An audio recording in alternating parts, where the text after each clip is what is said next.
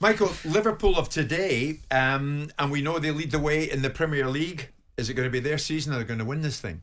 Well, I've been incredibly impressed. I mean, don't get me wrong, visually, I don't think they knocked the spots off the team that won the league. You know, the Salah, the Mane, the Firmino. That team literally blew teams away and was just incredible to watch. I don't really watch Liverpool at the moment and think, you know, they can go and blow teams away like that team did. However, considering they've changed their whole midfield over the summer, considering they're evolving as a team, changing their attack over recent years as well, to be winning while, you know, in transition is a great habit, and I can only see the team getting better. So to be sat there top at 5 points ahead, I know they've played one more game than Manchester City, but 5 points top, you have to say they've got a right chance. I mean, listen, Man City is still the team to beat. And Salah could be out for a month. So that is a blow, of course. Darwin Núñez looks good. How good can he become, and how significant can he become for them? Well, Salah was always going to be away for a period of time anyway, so it's almost just changed things for Liverpool, right. In terms of there's an injury instead of international duty. Hopefully he gets back because he's rarely injured, isn't he? But Núñez is a player that has divided opinion. I think he's very raw in some of his play, but I also think he's exceptional in some of his play. And when you think of Liverpool for the future, obviously it's not going to be with Salah forever. He's into his 30s now, so somebody's going to have to step up, or they're going to have to replace him with someone that's going to try to, you know, replicate his goals. This guy is probably the one guy in the team that's got the scope to be able to do that. I see him developing into an absolute force in the Premier League. I still think he could go the other way. I still think he's not, as I say, the full package yet. But he does things that absolutely blow your mind. You know, he's so direct, so strong and quick, and he's got so much ability. If he can just brush up in certain areas, he could be the real thing. When we have Danny Murphy in here, Simon, what's it like? Any chance Danny gets to talk about Michael Owen, he jumps on it because he loves you, mate, not only as a pal, but as a player. There's another player that springs to mind, Robbie Fowler. Who's better, you or Robbie Fowler? Oh, don't start that one. Go on, come on. Well, first of all, the feeling's mutual with Danny. He's a cracking guy. Secondly, I've just come back from Hong Kong, and me and Robbie were playing actually together in a game, and we were having a few drinks one night, and we were arguing about it. And I saw you said this about me the other day, whatever. So we were joking about it. Listen, Robbie was a great player, great finisher. Certainly had certain attributes that would be better than mine, and I'd have certain attributes that were better than his. But yeah, I'm not going to go as far as to say that. Let's ask the Liverpool managers, ask the England managers of that era. They probably will tell you the answer. Well, Michael, I tell you what, we can do better than that. We can ask Fowler himself, because this is how he answered the question. I mean, I always thought I was better than Michael, in all honesty. Even when Michael was coming through, you know, and I'm not sitting here being egotistical or being derogatory towards Michael. Michael was quicker than me. But every other element of being a striker, I genuinely think I was better. Right. Now, Michael can sit here and he can say exactly the same thing. But that is my opinion, and that is my self-confidence. I was better in every aspect of being a striker. You know, and look, that might come across as, you know, not sure for you, mate. Egotistical, but Michael can look after himself, can't he? Of course he can, and you know, and I get on very well with Michael, in all honesty. But you know, Michael will sit and say the same thing because he has that incredible confidence. He's not short in confidence either, is he? Not at all. Hey, and I would expect him to say that, and you'd expect me to say, listen, when I played for Liverpool, who did the manager pick? When I played for England, who did the manager pick? Yeah. I mean, listen, so I don't have to say it. It was said for me in many ways. Listen, Robbie was an exceptional player, an exceptional finisher.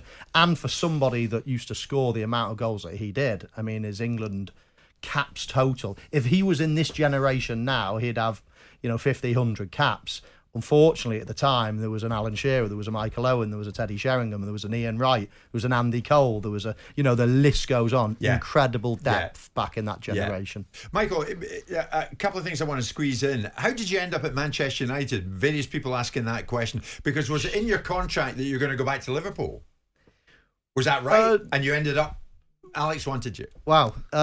So when I left Real Madrid, of course, I was desperate to go back to Liverpool. I wanted to go out there to experience life out in Spain for a year or two and then come back.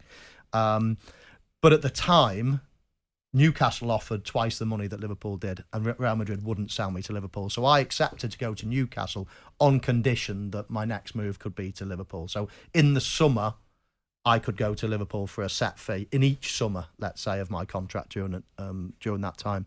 And that's what happened. Unfortunately, I went to a World Cup. I did my knee, that scuppered it, etc., etc. By the time I finished at Newcastle, and I was then on a Bosman and available to go anywhere, then Brendan Rodgers, obviously the first person I would call up, spoke to Jamie Carragher, go and get into the manager's ribs, etc. But at the time, he had just signed, I think it was Ungog or someone else, like they didn't need another striker.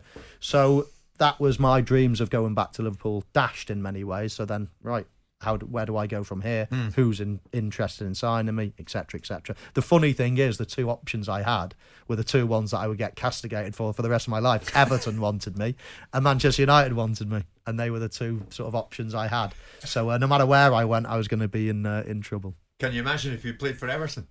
Well, I know exactly, but as I say, whichever club that you decide from there on, you would have probably got into trouble. And let's finish with Newcastle and a bit of PGMOL that you do with Howard Webb. In Newcastle, I was on the stage with you that day. Do you remember that? At St James's Park, the day you signed.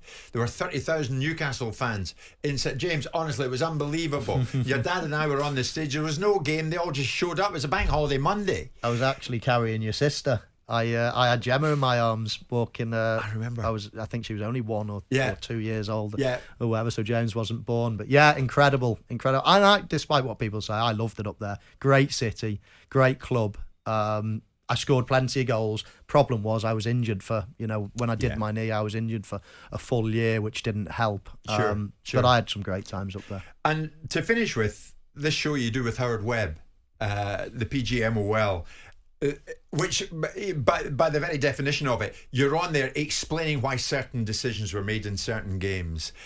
It's having an impact. Is it having the desired impact, Michael? Are you pleased with it? Is Howard pleased with it? That you're opening up about how it comes to a decision that it comes to on the field of play? Well, I think it's good for the game that the head of the PGMOL, Howard Webb, comes out and explains some of the big decisions. Of course, the USP of the show is for fans to get an insight into what's being said behind the scenes. It's not for me to berate Howard. It's not for anything other than to listen to how decisions come to fruition, and then to get Howard's opinion on, was that right, was it wrong, what are you going to put into place if it's wrong to stop it happening in the future, i.e. Luis Diaz when he scored at the Tottenham Hotspur Stadium, awful decision, wrong decision. They've now changed the protocol to say, right, it's not just saying check complete, because what's check complete? They thought it was check complete, but they didn't even know that it was offside, or they didn't know that it was, or whatever. So now it's check complete, it was offside. Check complete, a goal is scored. So lots of little tweaks along the way to try to get VAR better in the future. Yeah. So I think it is an insightful programme. I enjoy presenting it. It's not there to bash a referee, because people do enough of that on various shows. It's about giving an insight into VAR, what it is, how it can get better, and what the processes are. Jim White and Simon Jordan. Monday to Friday mornings from 10 on AM, on DAB, via the TalkSport app and on your smart speaker. TalkSport.